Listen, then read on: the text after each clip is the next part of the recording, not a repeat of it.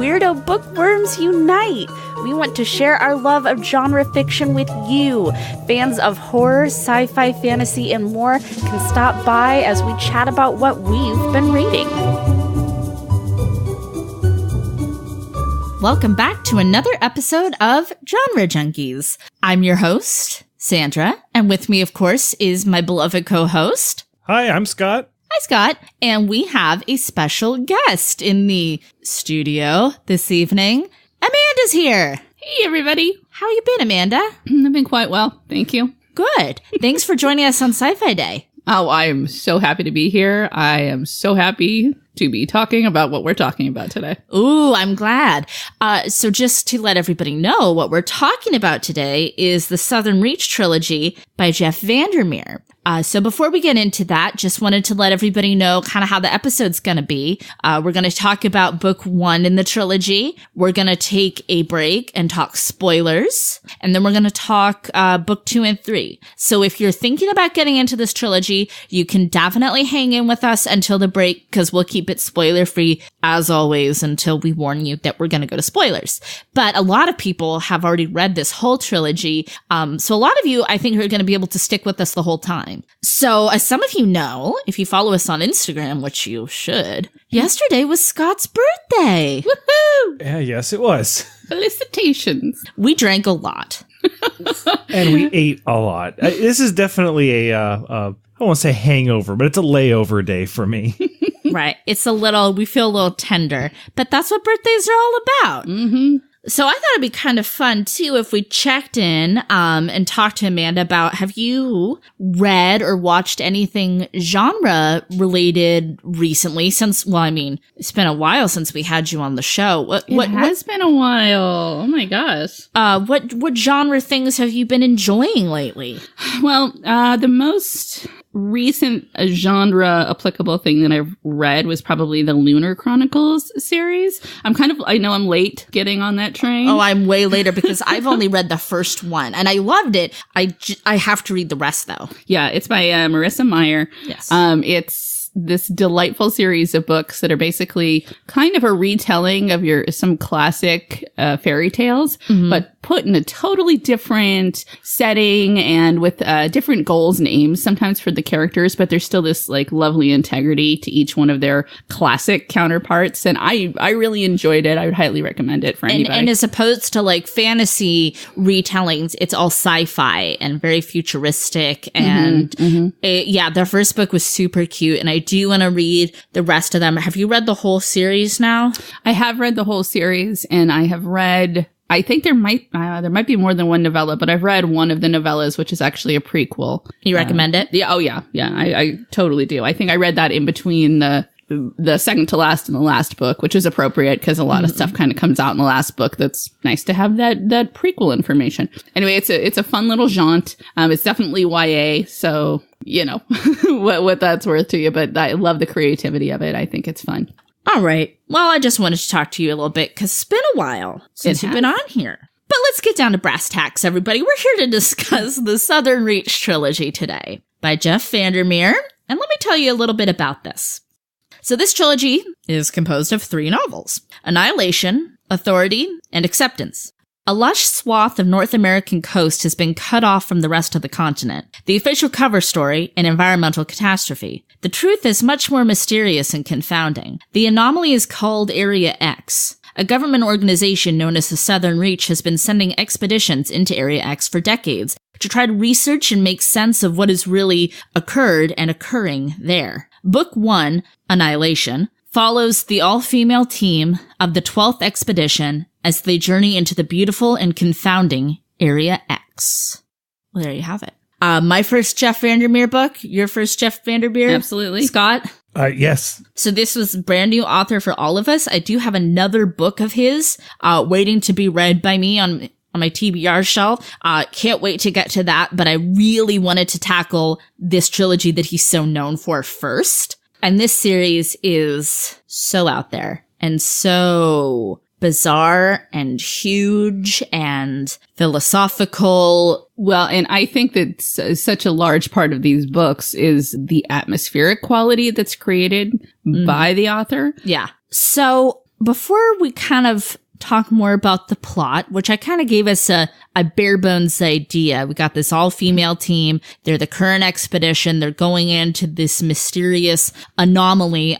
Let's start with our lovely guest, Amanda. Why don't you break down and give us an experience score for Annihilation, spoiler-free? Okay, excellent. So the experience score, this is, so I'm a little bit hesitant to really say what my experience of the book was. Don't hold back. Everybody wants honest feedback. You love it, you hate it, it doesn't matter. The people have a right to know. All right, I'm going to seat this one deep into it was a struggle. Wow. Okay. I can already tell we're going to have some dissenting opinions. You found Annihilation to be a struggle. I found Annihilation, Authority, and Acceptance. But yes, Annihilation to be a struggle. Now, I do want to draw a line right in there with saying, I'm not saying that it wasn't quality. I'm saying my experience of it was a struggle. Okay. Elaborate. For the record, I also didn't love calculus because it was a struggle for me. That's not to say that calculus isn't important or valuable to all people, but not to me personally. So, was Vandermeer's writing a struggle for you? Yes. Was the plot a struggle for you? Okay, let's hear a little bit more about that. Sure. Okay, so I think my largest problem with it was there was a tone that was at once oddly specific and alienatingly distant. Some of his descriptors are really, really black and white. They're very scientific sometimes. The biologists like observation of these particular bugs on these flowers or whatever, but almost to the point where somehow it actually took me out of it and made it harder for me to imagine what was happening.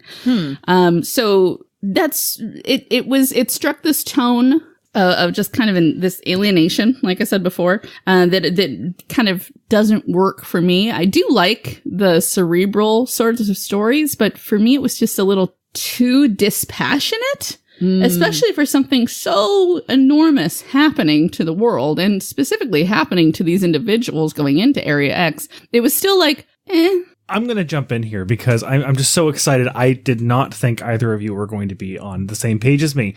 Annihilation, book 1. I'm actually not giving a struggle. I'm going to say that it was a book for me. I was just so bored with the first book. It was it was boring. There's so much scientific, investigation of what is happening. And I'm usually into that sort of thing. It's just none of it really went anywhere. It's just, this is how I think as a scientist, and this is how I'm looking at things. And suddenly you're 30 pages later and nothing has happened. Well, yeah. And I would just jump in and say it wasn't scientific. No, it wasn't. It was just observational. It wasn't drawing any conclusions. There were no real experiments. She tested some samples. That's all that happened. Yeah. I always have trouble with over description, but this just goes over the top and off the cliff of just everything is described. There's nothing that's left to the imagination so much, and you said it, so much so that it becomes impossible to actually visualize it. The first one I just found just bored me to tears. Right there with you. Can I speak now? Well, I'm really happy that you guys are giving your true and honest opinion of book 1, because that is exactly what I think is important when reviewing a book. Is it doesn't matter if you like it or not. Yeah, I think clearly there's a following for these books. Right. This hits different people in different ways. Just for me, it was a struggle. No, and I think that's so valid and wonderful that you guys had these opinions on it. I am a dissenting opinion. Ooh. This for me was a page turner experience. I really, really liked this book a lot. I found it was fascinating. I wanted to just keep reading. I wanted to know what was going to happen. I wanted to know more about Area X. I could not stand not knowing, and I just had to keep knowing. And I like say knowing a lot, but it's true. And these characters were so bizarre and removed, and because they're trained to be that way, you go through extensive training to be a part of the expeditions. Psychological, physical, everything. And I found it so interesting, this idea that they kind of tried to turn people as stoic as possible. And it's like that, you can't do that. That's not human nature. And then just the nature of Area X, I found so compelling. And hearing the biologist who's kind of our guide through this book, she's a biologist in her career, and that's her job in the expedition. We have the biologist, a surveyor, a psychologist, an anthropologist, and a linguist. And expeditions are sometimes made up of different professions like that, but everybody's kind of, pulling their weight and doing their specific, path to find out more and try to crack more code about Area X. And the biologist is kind of our guide. First of all, I love that it was an all-female team. Me too. Yeah, that was pretty cool. Yeah. And this is the first time they'd ever had one. And it's revealed very early on that the biologist is part of the reason she's compelled to do this is because her husband was part of a prior expedition as well. So I liked hearing her talk about her experience of thinking of what her husband experienced as she was going through Area X as well. Mm-hmm. I said it in my synopsis, but it's beautiful and confounding. And I was just eating it up. I definitely think of this whole trilogy as one big book, and I was very happy with part 1. I would completely concur that I do believe it feels more like one book. It's sort of an odd decision to split it into 3. It feels like 3 distinct sections to me or parts of one story. So yeah, I agree with that. Did you think of it that way, Scott, as like one big book, really? Yeah, I did. And I have some feelings about that I'll go into in the spoiler section. Okay, so clearly you're kind of leaning towards that was maybe a detriment. So that'll be interesting. Stay tuned for that. So obviously the characters didn't really work for you guys.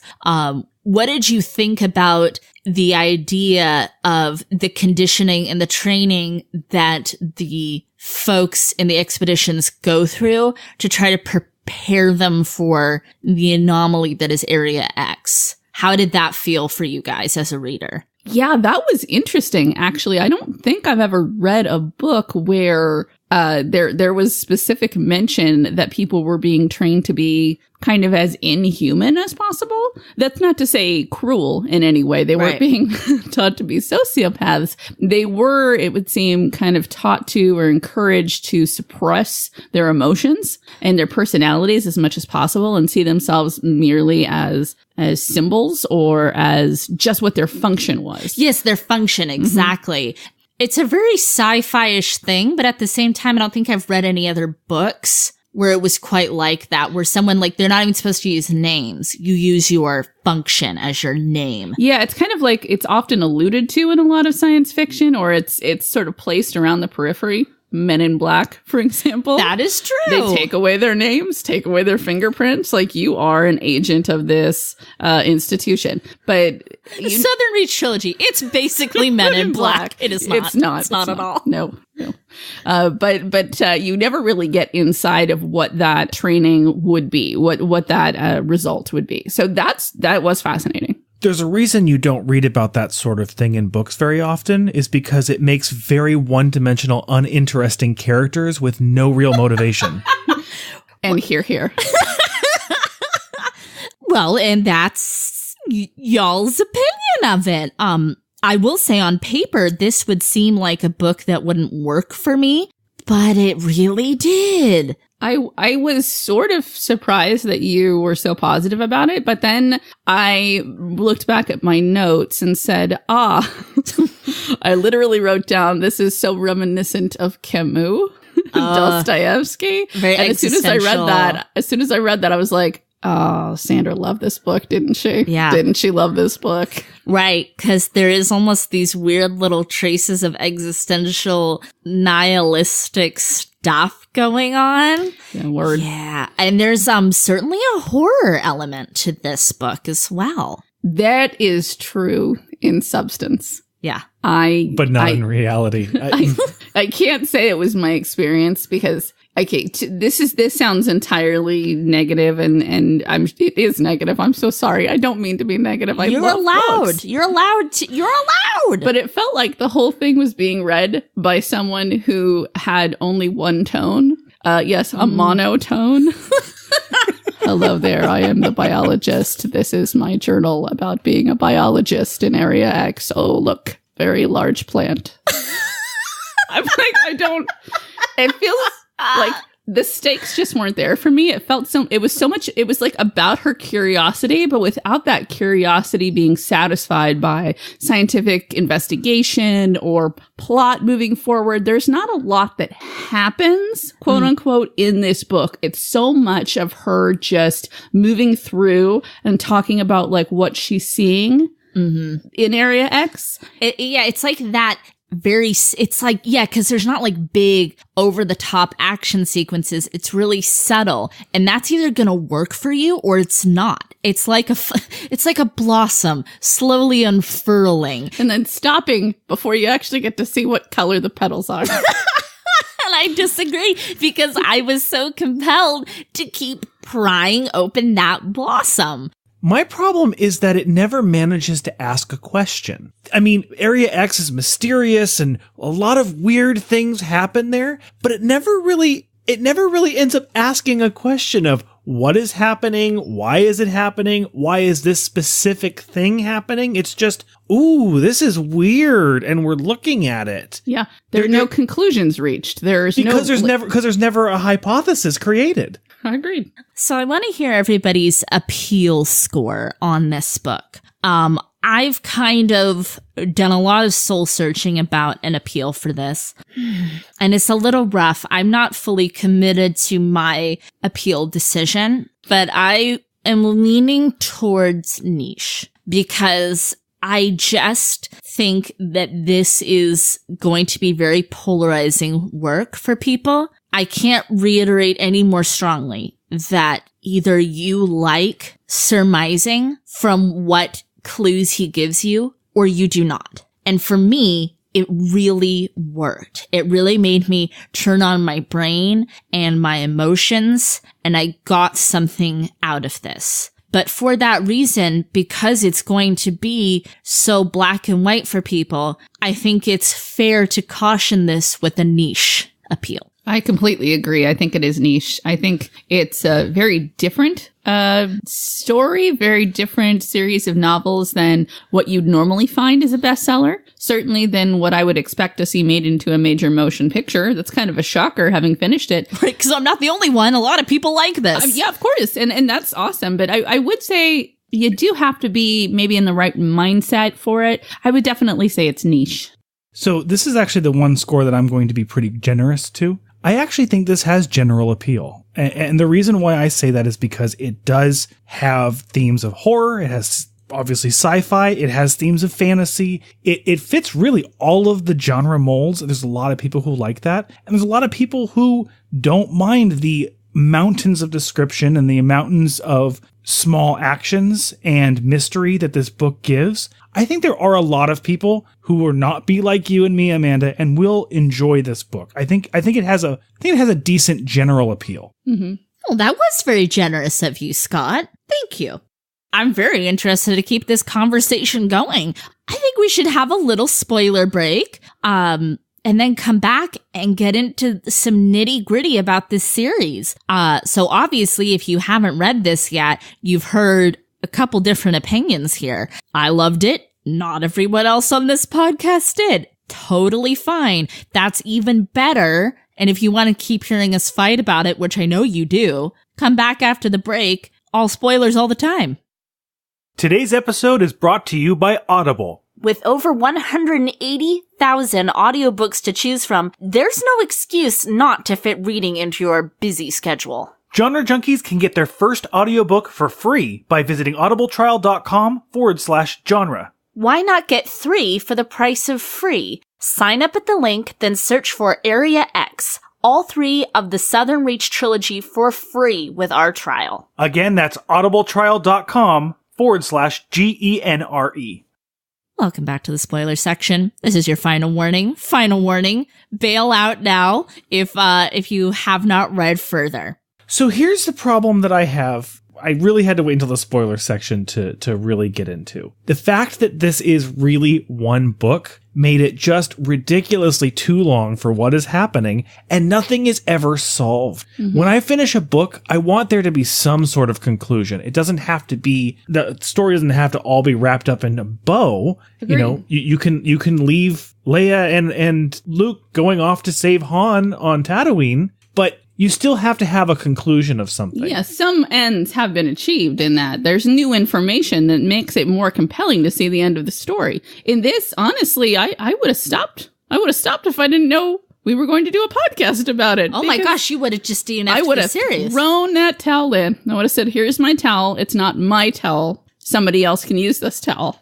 I will tell you right now, you are a better guest than I. After the second book, I chose to DNF this series. Scott did I not don't finish care. it. Oh, wow. I don't care. I don't care what happens anymore. And that's where he failed. I didn't care at the end of book 1, which I said was a book. I am actively angry about book 2. It wasted my time at every single corner. Oh my gosh, it's like you're reading from my notes, Scott. Like, okay, now I'm happy to let you guys keep going, but let me just quickly interject here and say, I still loved books 2 and 3. I loved the series. So we'll talk about some of my love after we let these two keep going. So, okay, book 1, basically what happens is she goes into Area X. Everyone else dies. Either she kills them or they kill themselves. She finds out that there's been way more than 12 expeditions. There's a bunch of notebooks.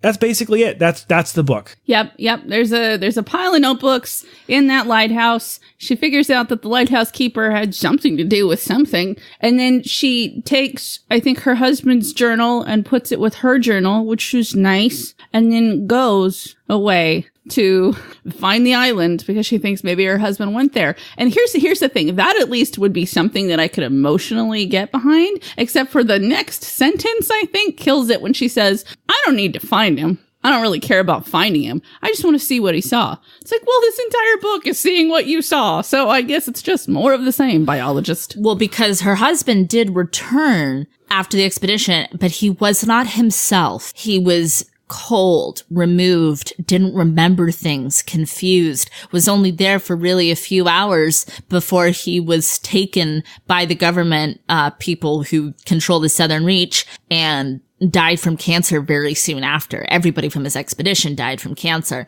So she had no conclusion. She had no closure, and her husband's relationship was really headed for divorce. And I found all of that to be so interesting. This person who is not sentimental, who is guarded and closed off and removed, trying to make a connection. I found that really fascinating because she was selected and the psychologist kind of knew she would either really unlock Area X or be this huge weapon that would maybe send it crashing down, because she would be something that Area X could not understand. Okay, here's what I would say is none of that's wrong, but I wish that you had written this book. because those are all points that, yeah, I kind of drew together, but it was like having gotten no help from the text. That was just sort of how I painted things together as well. I don't think the psychologist ever really said what it was about the biologist that she so highly valued. 100% she did not, because that is the way Jeff Vandermeer wrote this trilogy. Is there had been times where you're reading it and you draw a conclusion, and it's not from anything he said. It's from everything he didn't say. And I think that style is going to work for you or it's not. And in this series, it really worked for me. There'd be things that I think were true in my mind. And then I'm like, but wait a minute. He didn't say that. That's what I'm surmising from the pieces, the clues that he's given me. I find that to be incredibly pretentious, quite frankly. And if I give him the benefit of the doubt and I say that this was a deliberate choice for him to do a really terrible job of explaining what is going on, and that was his whole idea, then that's masturbatory theater. Thank you. That's what I wasn't sure if we could say that word. I was going to say artistic self-completion. Ew. I like that one better. I mean, it's just...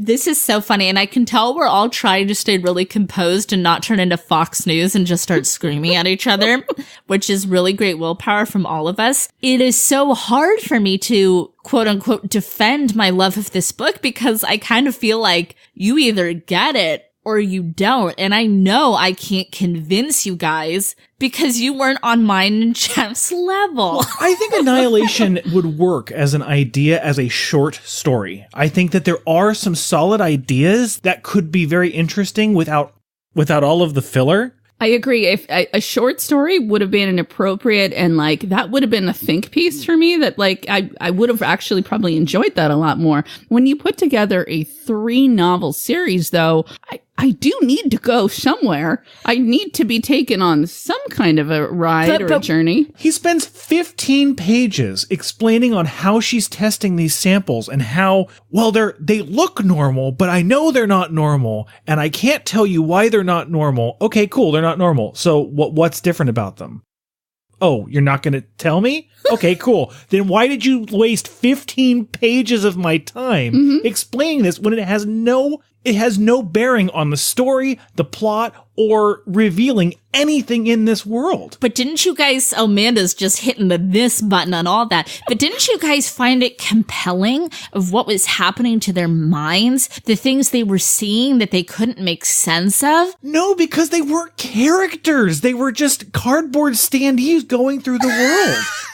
They were designed to be that way, but I had no interest in them. And then, okay, so on top of that, so you spend 15 pages wasting my time about finding out that the scientists can't figure out what's going on and they'll never explain it to you. And then he spends another 10 pages explaining something that happened to her past that, again, has absolutely zero bearing in what happens in the story whatsoever. Yes, we understand. You have a husband. That husband went to Area X, came back weird. That's a great backstory. Fine. I don't need to know about this random time you went to the bar and you were uncomfortable and he wanted you to be more involved. There's no payoff to that. But see, and I totally disagree because the payoff to me was all of my surmising, all of my own conclusions about their relationship, who she is, her relationship to this environment, what she's observing.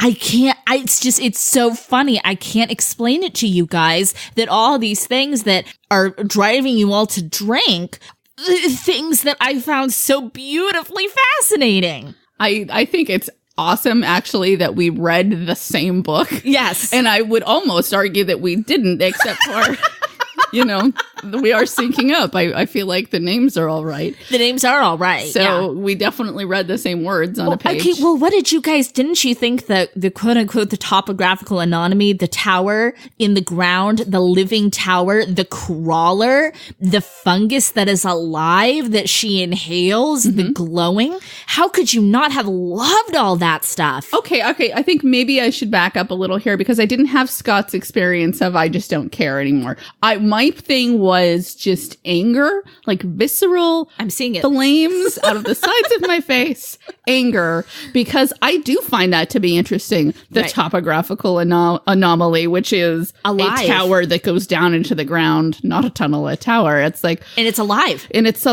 Apparently, it's this like living biomaterial plus the crawler, which is also the lighthouse keeper, but he's in this encasement of brain material.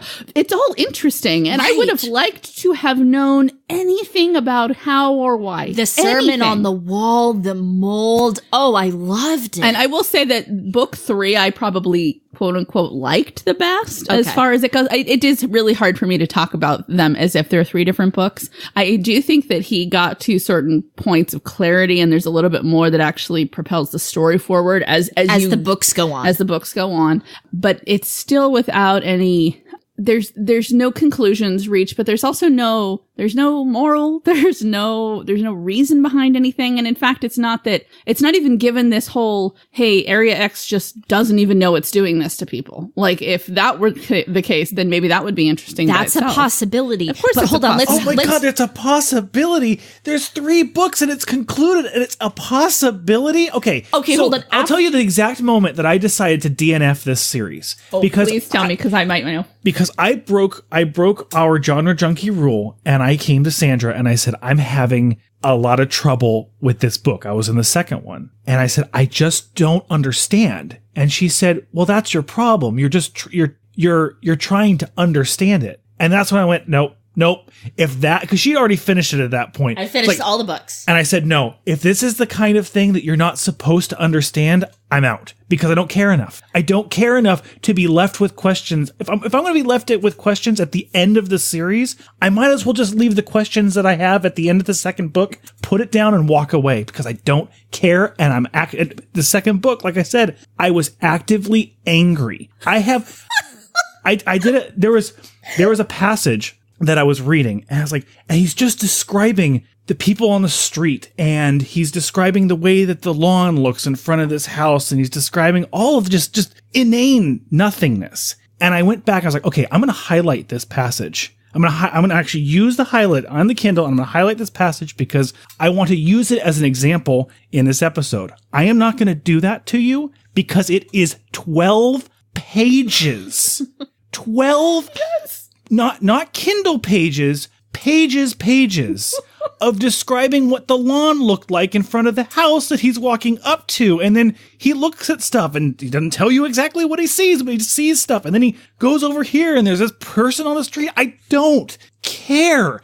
And even when all of you get through all of that and then something little in a half of a page happens, it's not an explanation of anything. It's 10 more questions. And nothing is ever resolved in the 2 books, at least. And I just don't care. So we're going to circle back around after we finish talking about the books completely, about messages, conclusions, that sort of thing, because I do have more to say on that. And I think we need to discuss some more nuts and bolts of the second and third book before we get to that point. Now, Scott, I will say part of all that stuff you didn't like in the second book, I found greatly fascinating, because to me, I saw a man questioning his reality. I will tell you then about the part where I very nearly rage quit this book, but I didn't. I stuck it out. I read all 3 of them all the way through.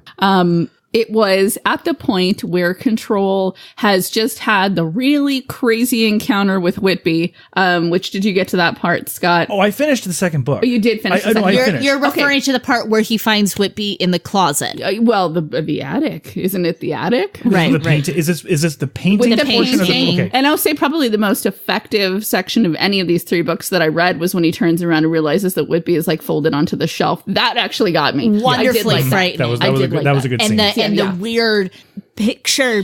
The picture thing, but then him just like being back there and then slowly reaching out and touching his hair. That was weird, and I loved that. I loved that. That was satisfying. That's when you really know Control is not nuts. There is something going on here. Agreed. So there's all this stuff. Okay, we know from the first book the biologist really did go into Area X, and there is all this crazy weird stuff happening. And she came back. She does glow. She has a brightness. The other characters even tell her she does have this. It's not metaphorical. Yeah. However, by the way, the use of metaphor in this book, particularly the second book, is ridiculous. Oh, everything is a metaphor. There is no unique or new experience to anything. Everything is an analogy. And I'm like, can we just... Taylor, I'm gonna let you finish. But here's the thing is, because I want you to talk about when you almost rage quit the book. Oh, sorry. Yeah. Okay. So when I actually almost completely threw it down and said, I'm done with this, I'm done with you, Vandermeer, was when Control has decided, okay, Whitby has clearly lost his mind. I'm going to go and we're going to do this. We're going to do it gently, but I'm going to go get his supervisor and we're going to escort him out of the building because this guy's going to need some help. And it's sad that I have to be the one to do this, but I'm going to do it. Okay. I'm behind a boss behind all of that. And then he goes down to the science wing or whatever, and he puts his hand on the wall and it gives, and he realizes, in that moment that it's made of the same material that the topographical anomalies walls are made of. And everything around him is changing. And he runs back Area up X to the is here. Area X is here, and he runs back up to the top of the U-shaped building, and he's trying to tell them what it is, and he's freaking out. And there's the assistant director, and she's opening the door to the former director, and she's coming in with this glowing green nimbus. And I'm like, well, he's lost his freaking mind. No, that's what I thought. And I was like, I'm freaking done. Even the one thing that I thought was cool, that really they realized something weird is going on here, is just out the door. I almost completely threw it down at that point. I'm glad I didn't. Good. Because in the next chapter, clearly he runs home. His mommy is there. Yes. Who's awesome. I did like that character. In my brain, I know that's not the way she looked, but it was cast as Sigourney Weaver, so I like that. Oh, that's cool. I don't know why. She was perfect for that. Yeah. I like the casting, yeah. Yeah, cast her. And I disagree with you. I don't like the character, but I like the casting. I had her as more of a Barbara Hershey type in my mind. That'd be great too. Yeah, no losers here. But and then she basically says, "Yeah, how you doing? Here's a pill. Calm down." Which I really thought the pill was going to be something. Everything that happens in the book, it's like he keeps you on these tenterhooks that maybe this will mean something. No, in the end, nothing really means anything. No. But whatever, like you said, we're coming back to messaging. Yes. But and then she basically says, yeah, Area X expanded. It took over the Southern Reach. We can't get anything in or out of there. The door's gone that we thought we had into it. And also the Southern Reach is popping up in a couple other places where the other people that had been on the biologist expedition were found. And so that's kind of an issue. And she's still kind of recalcitrant. She really doesn't give him all the information, which at this point, there's no reason not to put all your cards on the table, but she doesn't really. Mm-hmm. Well, she's had a lifetime to prepare for this. That's true. And she's probably not very good at telling truth. No, I think that's part of her whole MO. See, and like that, when you realize it's all real and Area X is coming. See, I loved that. My heart was racing. My blood was singing. And I just see Grace in my mind racking a shotgun. It's go time.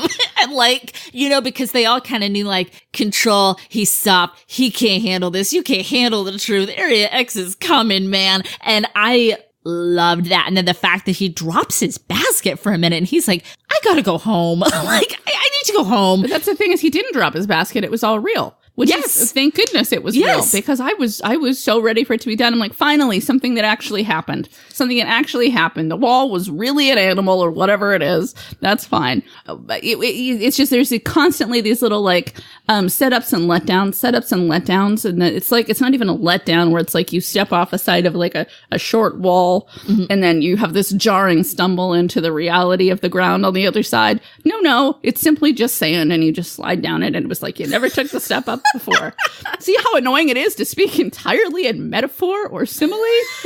Just give me sense. Okay. Nobody likes that. So here's the thing. When it comes, Area X is coming and taking over the Southern Reach. The story beats, all 6 of them across the first 2 books, all 6 story beats, are individually very cool. I like that idea. I even like the imagery of that. The problem that I have is that, again, Vandermeer did nothing to make me care about Area X. Oh, it's expanding. What does that mean? I don't know, because I don't know what Area X is. I don't know what it does. I don't know. I still don't even understand what it looks like. It's just wilderness, and there's all these different animals from, it's basically like Eden, I guess. And maybe that's what happens in 3, but it's like, I don't care, because there's discussions that characters have over pages and pages. Well, maybe I don't care about Area X expanding. Maybe it's the right thing. Why? Why do you feel that way? Because I don't see what benefits or disadvantages this world has. It's just weird. It's just a weird world. And so why is this important? Well, that's another thing. Hold on. When we get all the way through the books, that's that same kind of messaging stuff I would love to circle back to.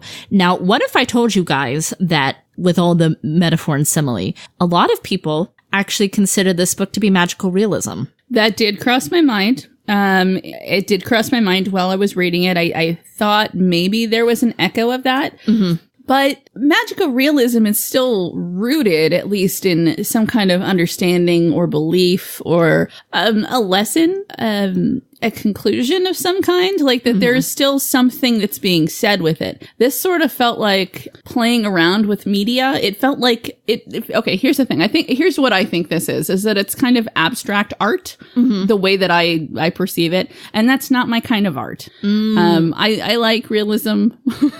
I like magical realism. I like all kinds of different things, but the abstract takes a different portion of the brain to really enjoy it. Maybe not appreciate it, but to enjoy it. And I didn't enjoy these books. Yeah. I felt sort of tense, and that's just not the way that I like to get through a story, quote unquote. Right. So as I'm reading this, I identified a lot with Control, the character Control, because he's kind of like us as the reader, where he's the new kid in town, the new boot at the Southern Reach, and he gets this conspiratorial feeling around him. And I love books and movies that have that sort of conspiracy theory stuff, where he's trying to draw conclusions. Nobody's helping him, where it's like they kind of want to help him. They're giving him a little rope, but then they won't. He's questioning his reality. He's questioning his sanity. He realizes that he has been compromised. He is being given hypnosis directives, does have bugs in his office, and he's trying to,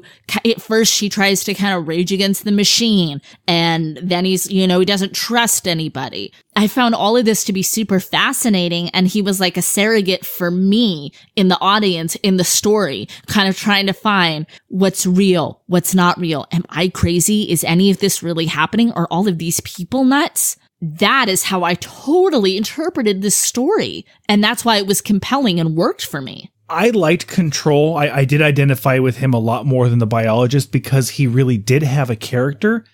But definitely. Again, what made me end up getting angry and not enjoying Control is that the book goes on about how competent he really is, how much he knows about how to interview and investigate, and he fails. Everything he does, he fails at. The only thing he does correctly is take all the bugs out of the office. But it'll spend 3 pages talking about here's how he's going to go about this investigation with the biologist in the office, and he sits down and it all goes to hell and nothing goes correctly. He doesn't get any of the information that he's looking for. And that happens every time he meets with her. It's because she's not the biologist. He talks about how he's a fixer and he knows how to make things better and he knows how to become friends with people or manipulate people, and he gets manipulated the entire time. There's nothing that he's being manipulated by his mother. He's being manipulated by the voice. He's being manipulated by the assistant director. He's being manipulated by the late director. He's being manipulated by everybody. And so it goes through all of this time to explain how he's in control of things. And yes, he's made mistakes, but he really knows what he's doing. And he's just worthless. Oh, see, and that as I said before, totally opposite opinion. Like, I just found him as the surrogate stand-in. I found my experience to be his experience of not knowing who to trust, not knowing what's real, really having your reality questioned. But if you're going to put me in your book, if you're going to create a surrogate for me, you damn well better make sure he does something right. He does a lot of things right. I disagree. I think that he does get one thing right. Well, not just one thing, but I think it's not until the Southern Reach is gone and he leaves and he goes looking for Ghostbird. Like, that's the first real thing he's ever done for himself in his life. Yes. That he feels this weird energy from her, this connection to her. Yeah. That's unlike anything else he's ever experienced. And so he goes looking for her. In fact, he knows her better than anybody else does. Yes. After talking to her for 4 days. Yeah. But it doesn't matter. It doesn't. That's the part where it's like their connection is such that it is indefinable. It's not logical. It just is something that he sees something in her and she sees something in him that they hook on to each other. And I loved that. I love that it's not like they don't end up having sex or anything like that. Like, it's just a connection on a level that neither of them can understand. Being in this situation, one knows about one world, one knows something about another world, but they're compelled to help each other and to go into this big adventure together.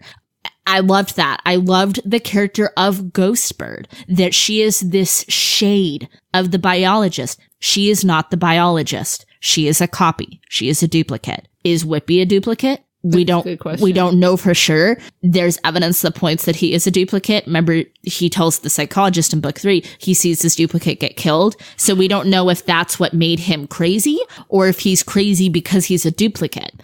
I liked that. I liked that whole idea of this kind of doppelganged person that is alive. Do you have a soul? Who are you? She makes a connection with Control. Ghostbird does. Does that mean you're alive? Are you real because you came from Area X? I loved that. I think that that's valuable. I will say I started to kind of pick up this series and kind of start to enjoy where it was going there at kind of the end of that second book. Basically, when they say Geronimo, and then they jump into the tide pool. Absolutely.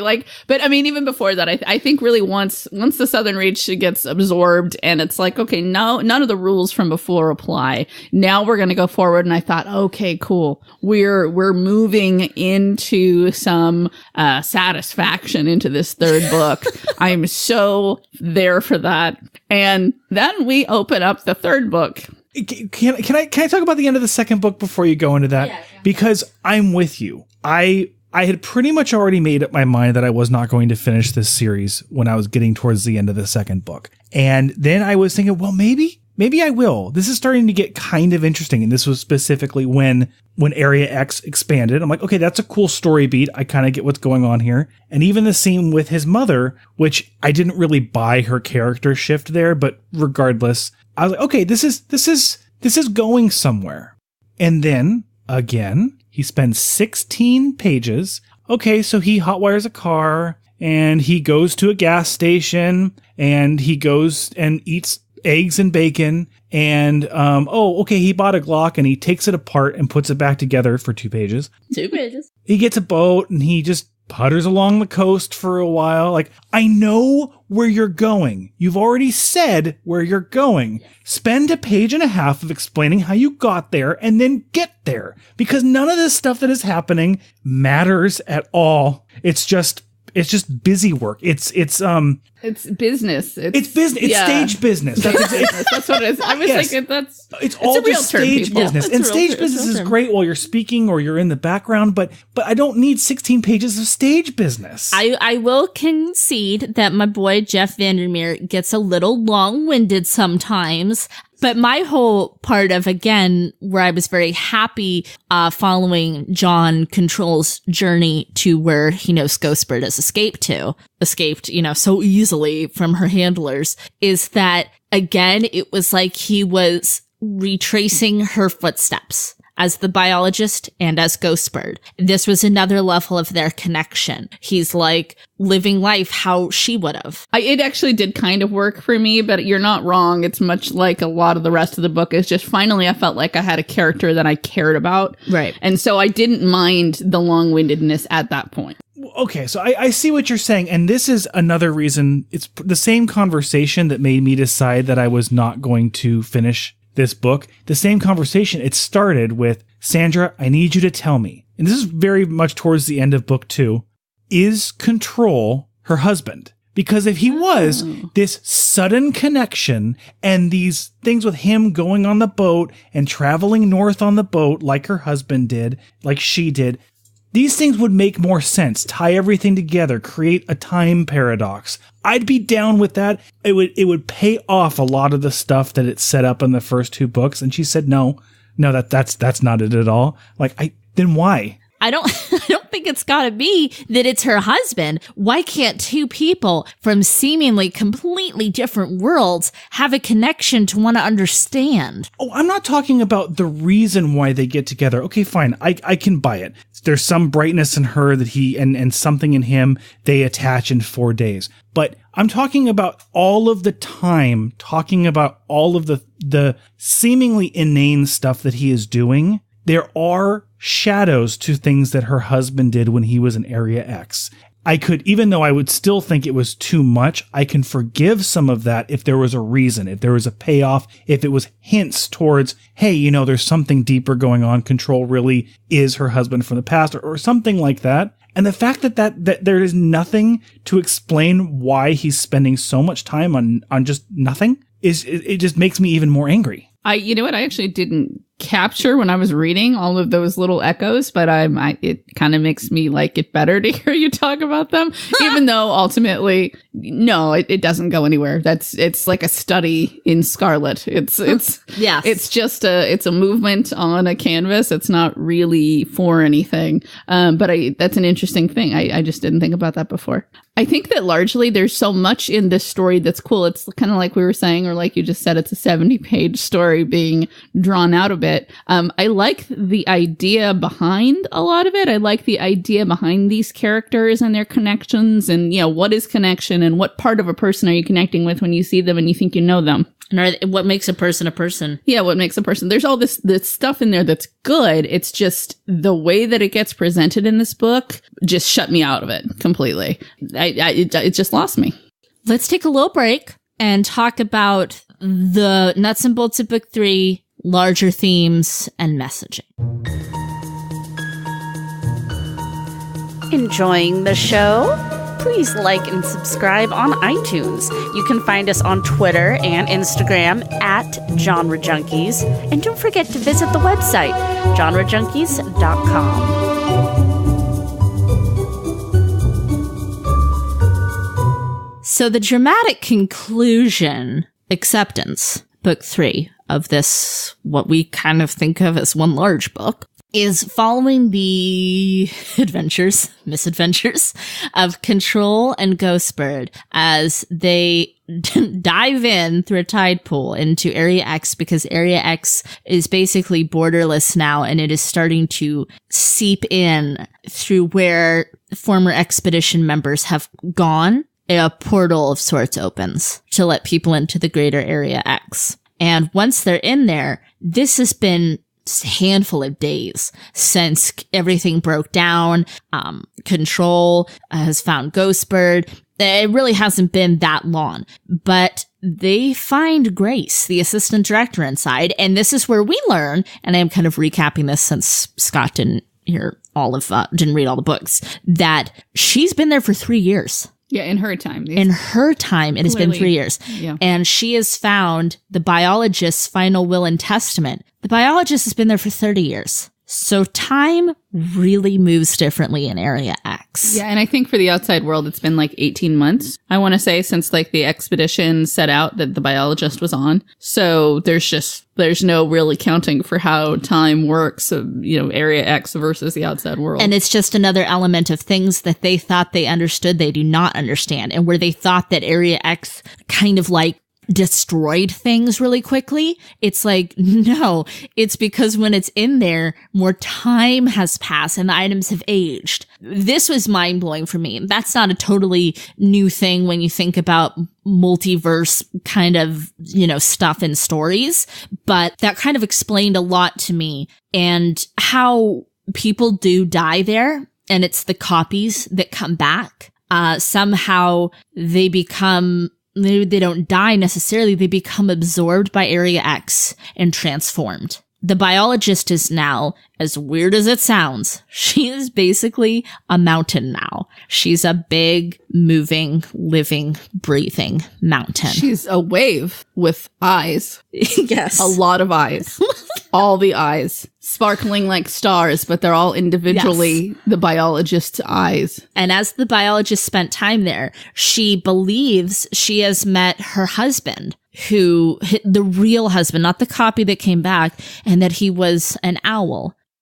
I know it's trying not to laugh because I found all of this really beautiful, but it's hard to say it. It does work a little better in the book. I promise it does.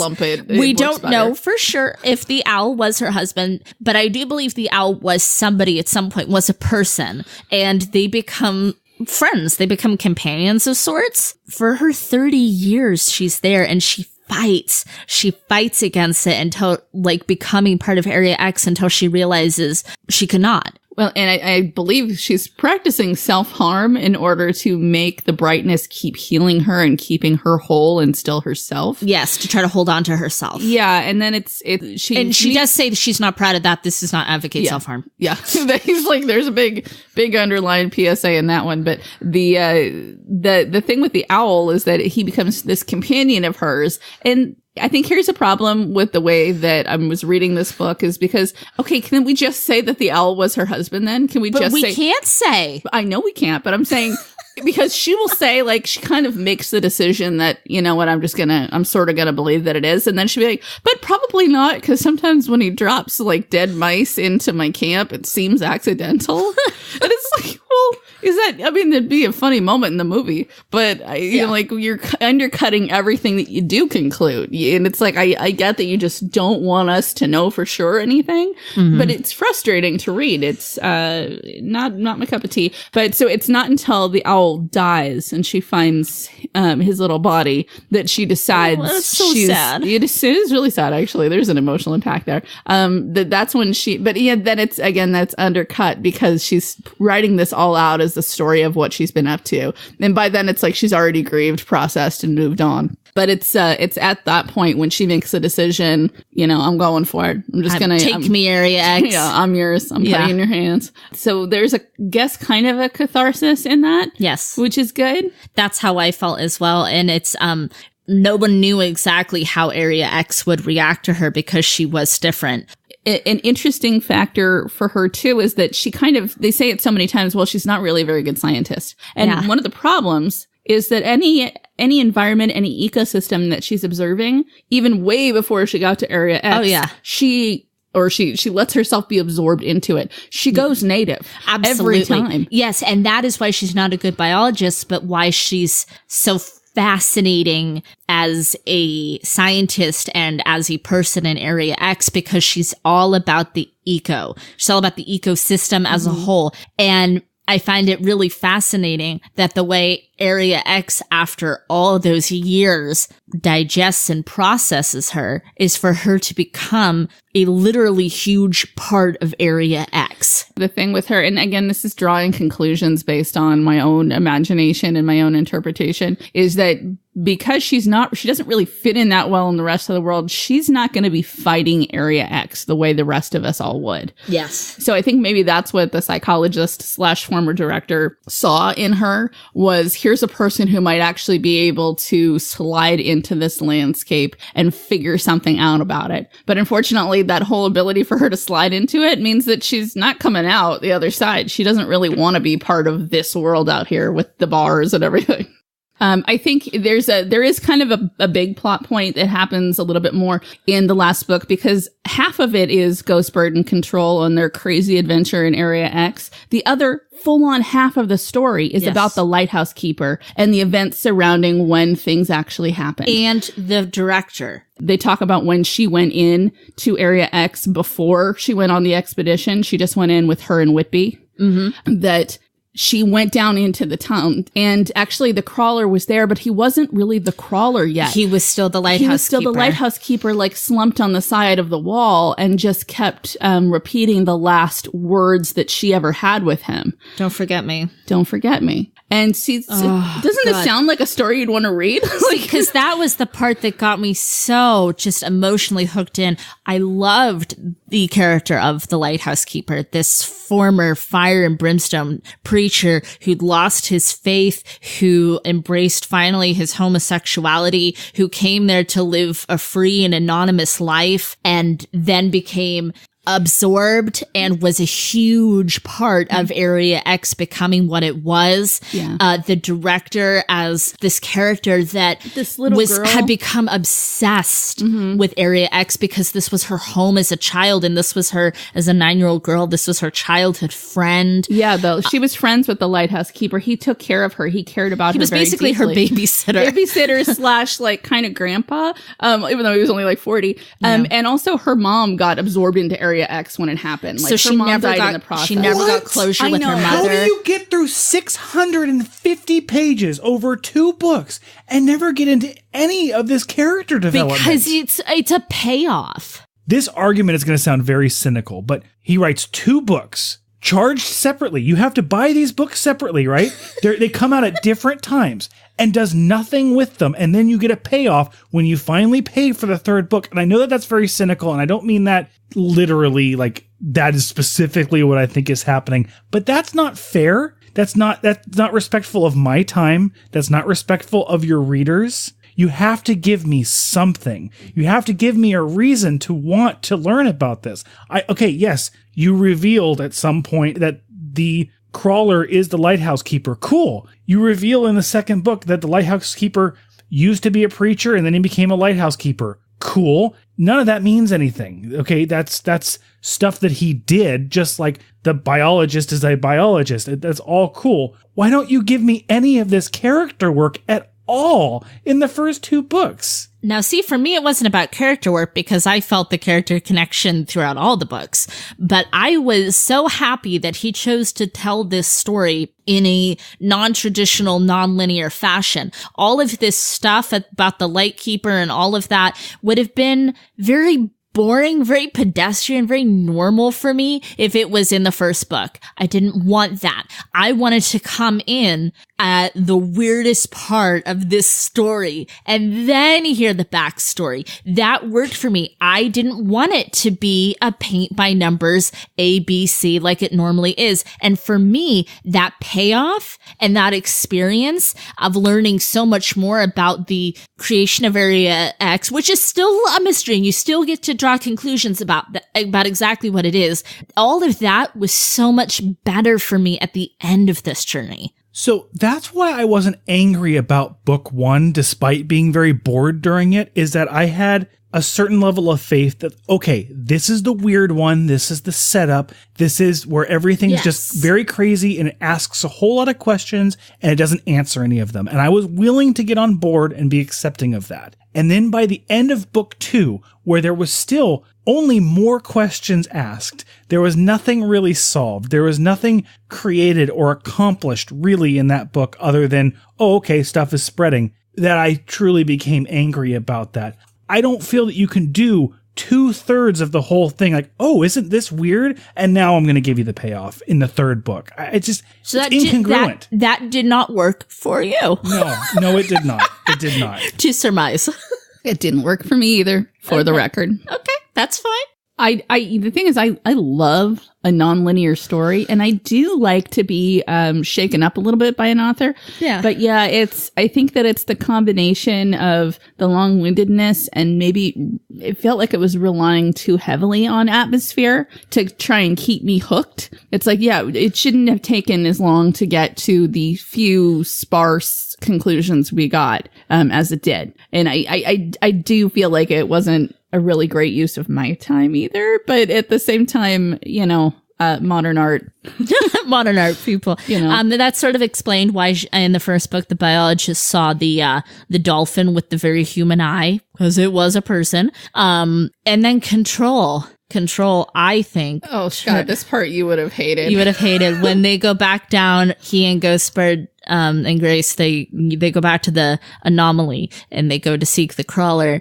And because remember when she gets down to the bottom of it, I think in the first book, she sees this light behind the crawler. It's like a doorway. It seems like a doorway. Yeah. And so they figure like, well, that's either how we're going to get out or we'll stop him or whatever, except for all the way through Ghostbird is saying like, they just don't get it, like in her own inside narrative. Yeah. And so they decide that Control goes past the crawler into the light, and as he's going into it, he feels his white fur and his large legs with these powerful feet as he hops as a now white rabbit. Oh, no. Are you kidding me? No. And he's a rabbit now. No. Oh. Okay. No. Oh my God. I am so glad I did not read the 3rd book. If I wasted another 8 hours of my life on that book for him to turn into a motherfucking rabbit. Wait, hold on. I'm waving my white flag. Hold on. Here's the thing. This is okay. I didn't. Okay, it is one of those things. Again, it's not quite as cheesy when you read it as when Amanda says it, because for me, I was happy for Control. I was happy for him. The guy's nickname, which is usually something cute and fun, was Control. He had nothing to live for. And for me, he had this fascination with the rabbits, that foreshadowing, because he wanted the freedom. And now He is finally free. He's not being controlled by his mother, by the government, by anyone else. He's not going through his failed relationships or anything like that. He's gone back to nature. I liked it. Don't laugh. I'm sorry. No.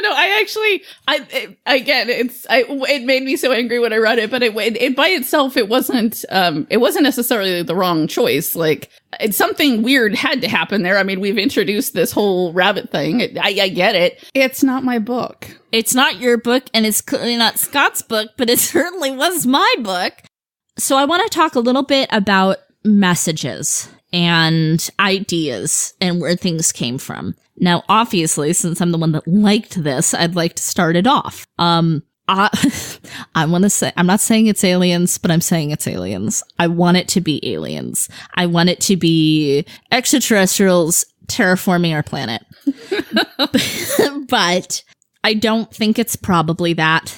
I think that it is a little bit of a response to climate change and pollution and the horrible things we do to our planet and the horrible things we do to each other and to living things and to life. And that if there could be a way that nature could reclaim it all, that's what's happening.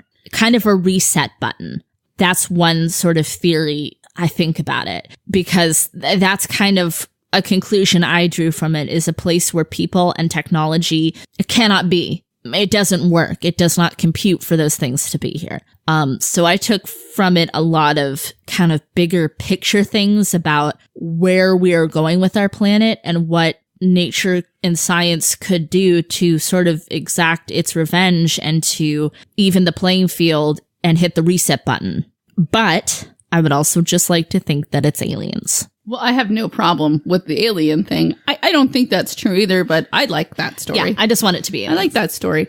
She does have a moment of epiphany where she realizes that the thing that is Area X, or the starting point from it, actually came from a place that's so like unfathomably far away and different that she couldn't even wrap her head around it. Right. That got destroyed and it somehow came here. Right. And it's taking over here.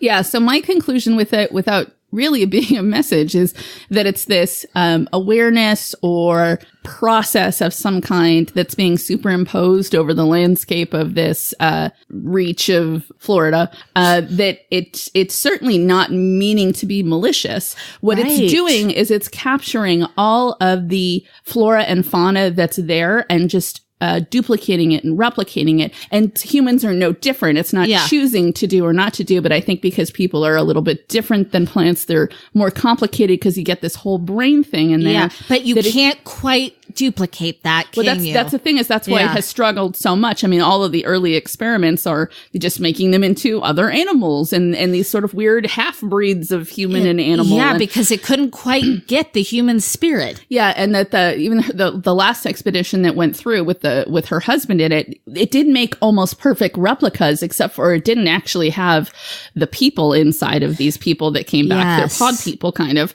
It didn't have the spark, maybe a soul, that was in there. And of course, it was all cancer riddled because something went wrong in the coding. Right.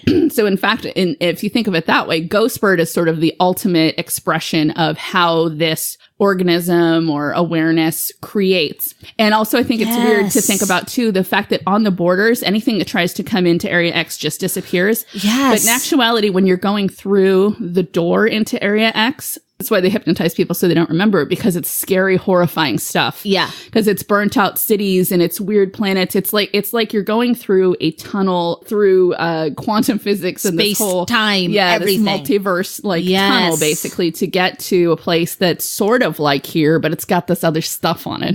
Yeah. And I don't really know if there's a larger message. I like what you said. Well, I love what you're saying too, because that's definitely a valid, sound theory, and I love it. I love all these theories. I love it. I thought that it was going to go towards a little bit of a religious bent. I thought it was the Garden of Eden revisiting the earth. You could take that. Yeah, and I thought that for a second too, yeah. And, when they talk about exactly, it took them hours or longer to actually crawl through the tunnel into this garden. I kind of likened it to wandering in the desert for 40 years. I felt that there were going to be some more religious themes coming to it, and some of the things could even be excused a little bit, again, if there were religious themes that were going to go into it. I'm disappointed that there is not some sort of resolution, that it is left completely up to your interpretation of it. I'm disappointed by that. And that's my own thing. In an individual book, if I'm left at the end with questions and really thinking, wow, what did that mean? What did that really mean when the author did this, when the character did that, when this is happening?